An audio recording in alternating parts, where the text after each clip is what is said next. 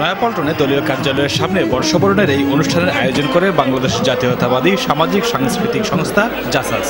আমি নববর্ষের শুভেচ্ছা জানাচ্ছি।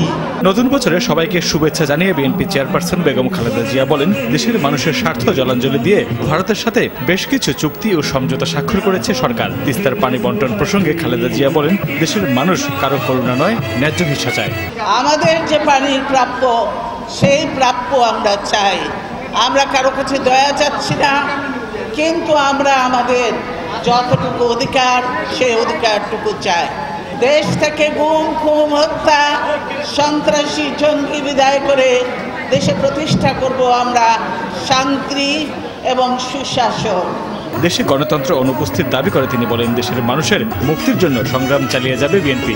সামনে আবারও যদি আমাদের দেশের জন্য, মানুষের অধিকারের জন্য সংগ্রাম করতে হয়, সেই সংগ্রামও আমরা করব ইনশাআল্লাহ, এবং বিজয়ী আমরা হব।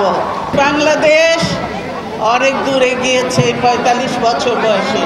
অনেকেই এগিয়ে আসতে চায় বাংলাদেশের অভ্যন্তরীণ ব্যাপারে হস্তক্ষেপ করার জন্য এবং বাংলাদেশের উন্নয়নের নামে বাংলাদেশের ভিতর অভ্যন্তরীণ ব্যাপারে ঢুকে বাংলাদেশকে দুর্বল করার জন্য। গণতন্ত্র, উন্নয়ন এবং শান্তির জন্য আবারও জাতীয় ঐক্যের আহ্বান জানান খালেদা জিয়া। বাংলাদেশ জিন্দাবাদ।